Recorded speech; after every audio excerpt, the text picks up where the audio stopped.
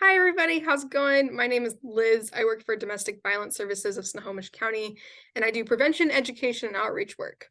This month, February, our department has been honoring Teen Dating Violence Awareness Month with a series of webinars. And our theme this year has been Let Love Grow. They're all gardening and outdoorsy themed. To wrap them up with our last presentation, we have When the Seasons Change, which is what we're going to talk about today.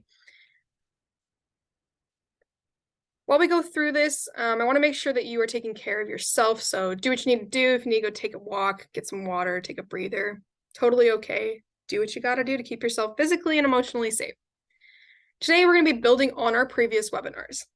Last week, we talked about pulling weeds in our relationships and that sometimes the weeds can be too overwhelming. Switching gears from this metaphor, we're going to be thinking of the end of a relationship as when the seasons change. Today, we'll be discussing safe and unsafe relationships, what they look like, and then how to end those different types of relationships with those dynamics at play. So you might be thinking at this point, what are seasons in relationships? Like trying to grasp this metaphor. So I'm going to explain it for you.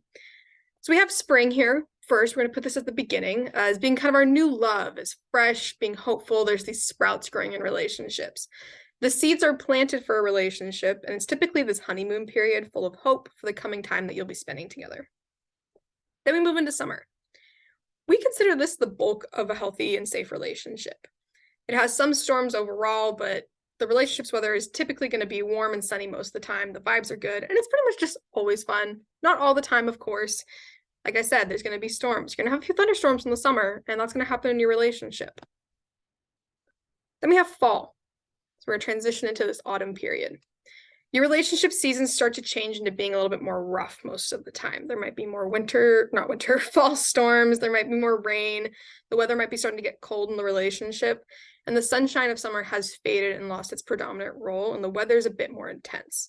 So with this metaphor, we might be thinking about maybe more fights are occurring. Maybe some challenges are coming up that are kind of confusing or feel overwhelming, maybe deal breakers. And overall, it's not really it doesn't feel good most of the time. Then we have this winter period, and we're going to be using winter as an equivalent to being single. So during this period, you might be grieving the relationship. Eventually, you might also find peace in being single. Ending relationships is really hard. We're going to talk about that a lot today, but there's also beauty to it. As we Washingtonians are reminded every year, falling snow is mesmerizing. It can be a lot of fun to play in. Snow days are the best, but it also creates new challenges to navigate the outside world.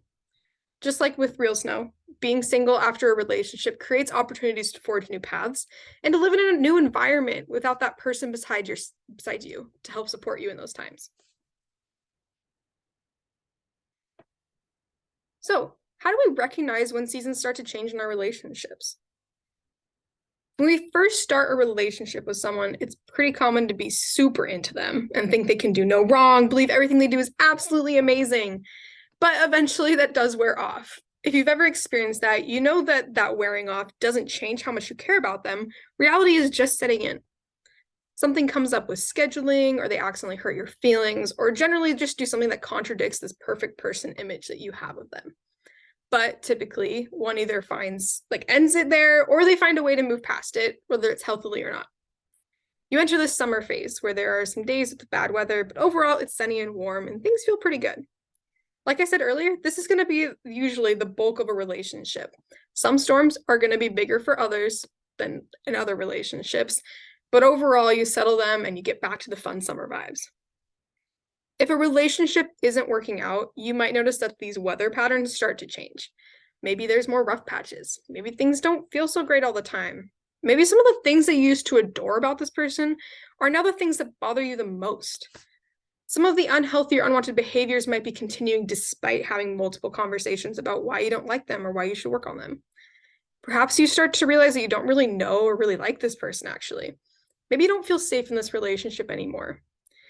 Maybe you find that there's a limit to how vulnerable or comfortable you're being with this person. These changes in your relationship's weather are personal, and they're going to be different across a lot of different relationships. At this point, when you're in this fall period, typically you're either stuck in it for a while or you're going to end it. You transition into this relationship winter where the growth and work happening is within yourself. It's focusing on you. During the winter, plants find ways to take care of themselves to get through this time and prepare themselves for the next coming spring. And winter looks different for everybody. But we want to emphasize that being single is not bad. Being single can be great. It's a time of opportunity to grow, to find new things that you enjoy, to experience independence, and find how you can trust yourself to live on your own and not to have that person that you depend on. Relationships can also be great this spring, this summer, this fall. This is a cycle that a lot of people go through. Maybe you've never experienced it. Maybe you've experienced it a lot. And it's totally okay. And so you might be understanding a bit of what I'm saying of this, recognizing those changes, that it's going to be different across relationships, but you can notice when those feelings, when that gut feeling of this doesn't feel good anymore starts to shift.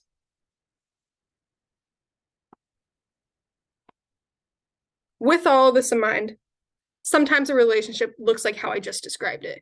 We go from spring to summer to fall to winter. And that's it. That's the whole relationship. That's how it looks sometimes. Some people, it might look more like this. Things were good. They were in the spring and the summer, and then they got bad. They went to this fall. However, the relationship hasn't ended, or it's not going to end for any number of reasons. Sometimes people stay together for external factors other than their own happiness, or for the hope that spring or summer will return again. Sometimes you feel like maybe, oh, we're just gonna ride it out, just gotta get through this rough patch. And sometimes, yeah, you can get back from that, but other times it's like, I just need to stay because we have kids, because we live together, we have the lease that's gonna be going for a while. I have too much going on in my personal life to deal with a breakup right now. And those are all very, very valid reasons for that relationship not to end. Sometimes relationships look more like this. It has a honeymoon period, it moves into a summer, we're just gonna stay. Like I said, summer does not mean it's free from conflict. There are rough patches no matter what in a relationship, but in a relationship like this, the rough patches are handled well, or they don't overwhelm the relationship. And then other times in relationships, it might look more like this. Relationships are super complicated, and some are going to be like super duper complicated. Now, not everybody is going to be in this sort of relationship in their life, and this probably isn't the healthiest of situations for someone to be in, but it's the reality. This happens. We see that in this relationship, there's a honeymoon period. They went into a summer phase and then into fall, but through some significant change or a grand gesture, perhaps, it transitioned back into this honeymoon period.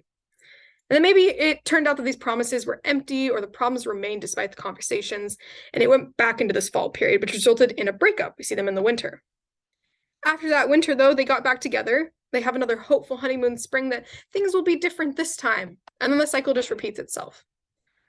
This relationship probably isn't healthy and most likely isn't very safe for one or both individuals involved. Point being with all of this, that every relationship is different. Seasons change, and it's not always the predictable cycle that we see occur in nature. Sometimes it's going to be a little bit more like this. Okay. With all of this in mind, speaking of safe relationships, okay, what is a safe relationship? So we're going to say that a safe relationship is one where both people are and feel safe. There's no abuse occurring. There's no fear in this relationship. This does not always mean that it's going to be healthy. Toxic and unhealthy relationships can still be safe. You can still fight with your partner all the time and not feel like they're ever going to hurt you or use something against you or retaliate in a way that's harmful. You can definitely have a toxic and unhealthy relationship without it necessarily being unsafe. Point being there. So in a safe relationship, key part here, you feel safe. There is no fear being induced, no abuse occurring, no harm being exerted on the other person or on both people. So why do seasons change in a safe relationship? You might be looking at this going, okay, well, it's safe. Like, it seems pretty good. Why would it change? So this could be a number of reasons.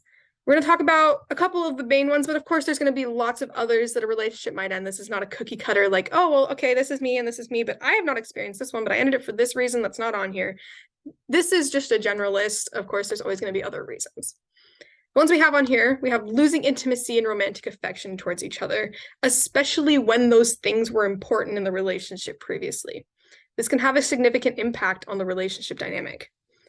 Now, this loss of intimacy and affection can be due to mental health, self-image, substance use, time constraints, medications, but it could also be caused by losing feelings of attraction to your partner. If behaviors related to these were valued in the relationship, it can feel rejecting to have them go away, especially without a communication of why. There are going to be relationships that physical or emotional intimacy are not a key part of. They're not valued in that relationship. There are people who do not feel like they need to have romantic affection in a relationship, or they do not need to have physical intimacy in a relationship. So it's not really a loss there because they're like, yeah, wasn't really important for us anyways. So it's kind of like just keeping that in mind. This is definitely in those relationships where this is valued. In any relationship, especially long-term ones, people are going to change. Sometimes that change and growth is not compatible with the other person or their own changes, and the relationship may no longer work well as the individuals just aren't compatible anymore. We're going to grow up, especially over years and decades. If you're with somebody for a very long time, or even just for a few months, you're going to change. We grow a little bit every single day, and you might find that you are not growing like this or like in the same direction generally, kind of like growing like that. And that does not feel good sometimes because you're like, we have different wants right now. Keeping that in mind, having different life goals and directions can have a significant impact on a relationship. And this can be serious things like if somebody wants kids, when they want to start having them, or how they want to parent those kids. It could be if somebody wants to get married and what that commitment means to an individual. It might be related to career goals or what priority they are for them. It could also be opinions and dynamics of division of labor in a relationship, especially if you're living together, of who's carrying the weight of the, the second shift of like, who's doing the dishes, who's doing the laundry, who's cooking, who's going and getting the groceries, who's paying for this. That can be a really interesting dynamic to have happen, especially if you're not agreeing on what that dynamic should be. It might not always be those big, scary, heavy topics of like, oh yeah, this is my entire life plan. It can be other things of like, I want to live here. And they're like, oh, okay, well, I don't really want to live in an apartment. Like, I don't want to live there. I'd rather live here. That can still feel like a big thing, but it might not be like this life-changing decision of like having kids or making a legal commitment to each other. Those are still huge life goals and directions to go in. And so that difference can be really frustrating in a relationship and might cause it to end or the seasons to change. Moving on with irreconcilable conflict. Although we advocate for healthy conflict here at DVS and resolution, we understand that sometimes there are conflicts that are irreconcilable. Sometimes there's conflicts or issues that come up that a couple cannot work through no matter how much effort they put into it, or that's too far for one or both people to forgive. For some people, this might be things like infidelity or betrayal of trust. It could be interfamily conflict. It could be red flag behaviors that have not changed despite multiple conversations. In the previous webinar, Pulling the Weeds, we talk about how deal breakers and red flags sometimes can be pretty personal for a person. They can be something that changes across relationships. And as we grow, as we get older, what we prefer, what we don't prefer. Deal breakers are a personal thing most of the time for a lot of them. Some of them are pretty general, but most of them are going to be pretty personal. And it's okay to have those. You don't have to stick with somebody just because you feel like you owe them that time. If you are not happy, if they've done something that you feel like you can't forgive, that goes beyond your trust, and you don't feel like you can get that trust back, it's totally okay to end that relationship.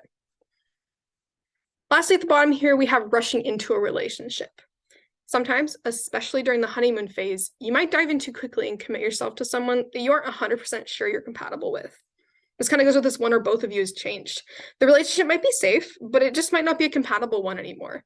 Maybe you met each other and you're like, ooh, let's move in together. I feel like we're like soulmates. Like this feels like it's it because you really vibe. But there's some things going on that you're like, oh, I didn't actually know how you handled stress or how you handle family conflict. Like that doesn't sit right with me. And that's totally okay. So we talked about safe relationships. Let's talk about unsafe relationships. In an unsafe relationship, one or both people feel or are unsafe.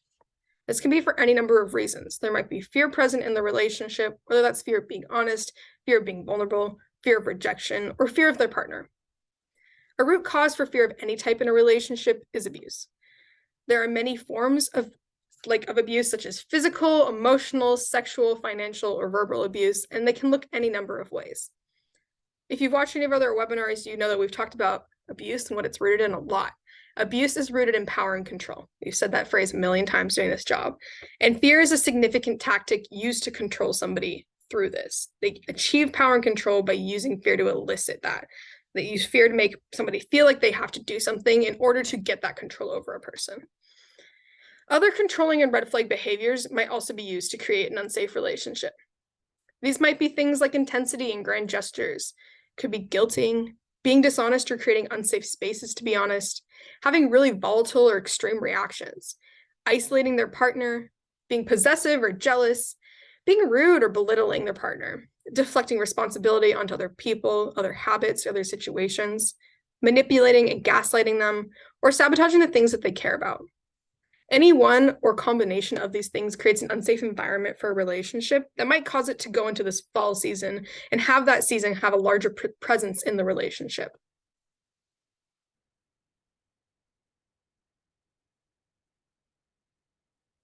So why do seasons change in an unsafe relationship?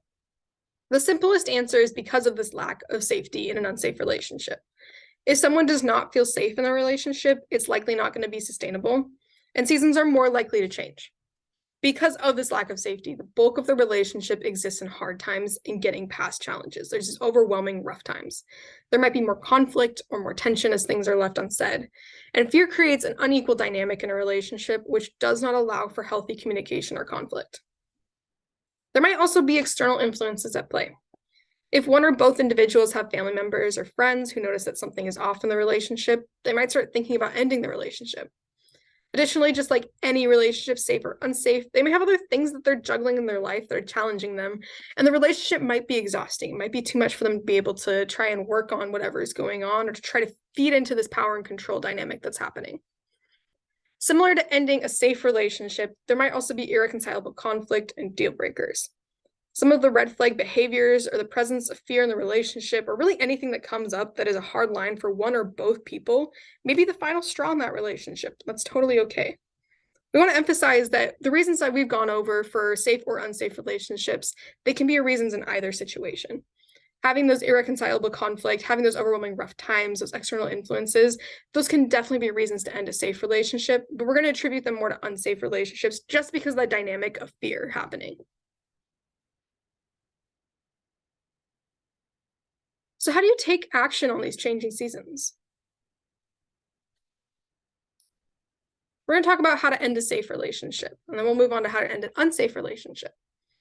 When ending a safe relationship, it's important to treat them like an equal, as they should be your equal, and their voice should be equally heard and respected no matter what.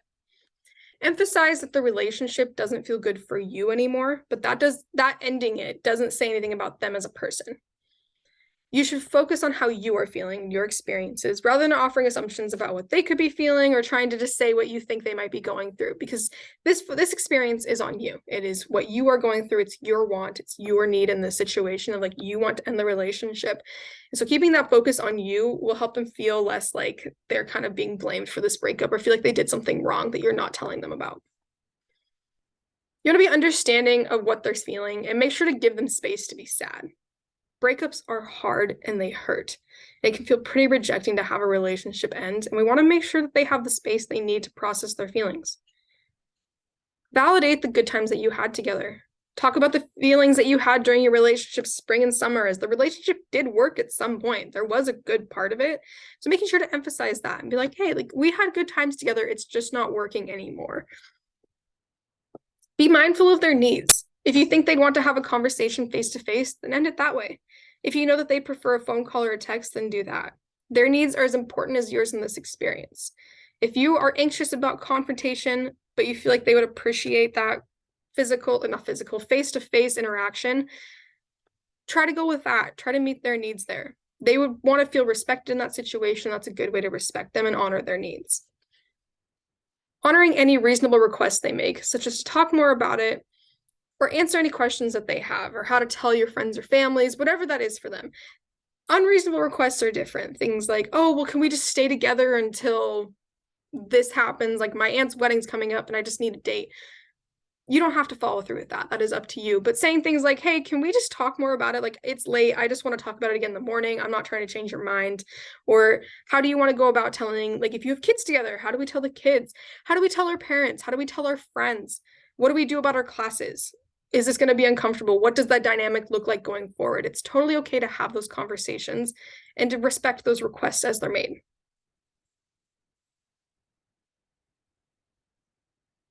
How to end an unsafe relationship. When it comes to ending an unsafe relationship, your safety is your number one priority, always. Making sure that you are safe should be the biggest factor in how and when you end it and what you say. For abusive relationships, the most dangerous time for a survivor's physical safety is after the relationship ends. With that in mind, Aim to be in public. If you're fearing for your safety, having bystanders and witnesses will either keep your partner in check or will offer support if they do something harmful or intimidating.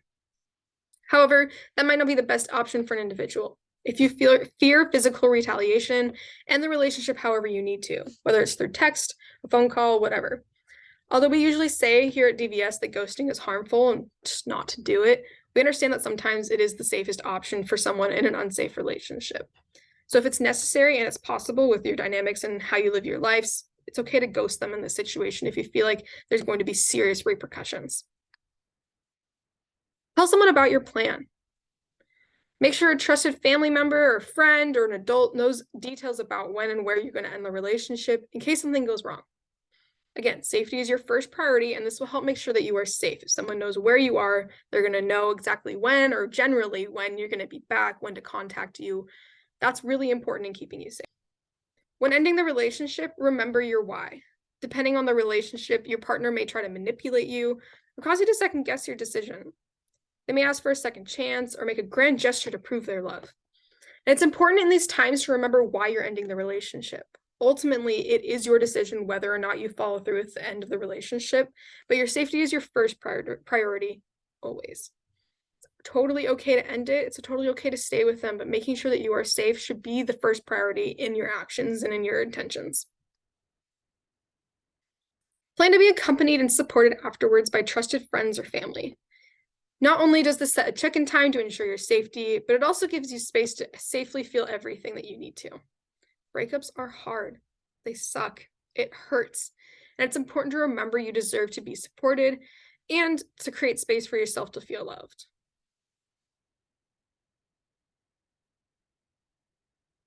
Here we have how to cope with the end of a relationship. Healthy coping looks like understanding that they might want space and being respectful of that. We don't want to text or call them a bunch or go through their socials, hit up the spots that they're usually at just to see them, or check in with their friends to see how they're doing.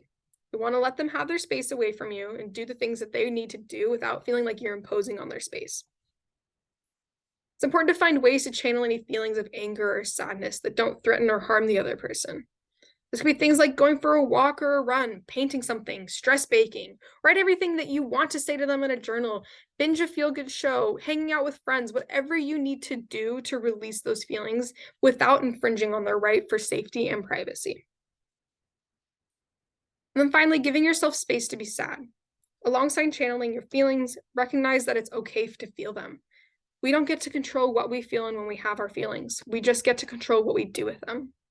Allow these feelings to exist without consuming you and find ways to feel them in a safe and healthy way. Using that way to channel them is super important, but it's also totally okay to have those feelings. We don't want to be suffocating them or pushing them down because it's important to have them in this moment. It's hard. Breakups suck. It's totally okay to feel that way. I want to emphasize that in your relationships and ending relationships and any changes that are occurring, you're not alone. There are lots of resources out there. There are people you can talk to about what you're going through. Top one we have up here is Snohomish County. This is Domestic Violence Services of Snohomish County. That's our organization. We have a 24-hour support line that you can call any day, anytime, and somebody can talk to you about your relationship. We have the Washington State Coalition Against Domestic Violence and their list of domestic violence programs by county. Every county in Washington State has a domestic violence program, and they have a lot of different resources across them. So feel free to check those out and go and see what other resources there are out there. Then we have the National Domestic Violence Hotline and the National Teen Dating Violence Hotline. Both of these have text and call features any day, anytime. You can talk to an advocate about a relationship, get more resources on how to end it or how to cope with a breakup or how to understand what's happening in your relationship. At the very bottom, we have the Teen Dating Violence website, loveisrespect.org. They also have an online chat feature there. It's the same thing as the text and call line. And they also have a lot of different articles and quizzes on how to be a good partner, what a healthy relationship looks like, what's your love language, those sorts of things. So feel free to check any of those out. I will put those links in the description of this webinar as well. So if you want to go and look at those, feel free to. I want to say thank you for being here today. I really appreciate you watching and listening to this. If you have any more questions or comments or feedback about this presentation, feel free to contact us. Our email is prevention@dvs-snoco.org, and we will make sure to get back to you as soon as we can. If you have any other questions or comments, feel free to put them down below as well. I hope you have a wonderful day, and thank you for being here.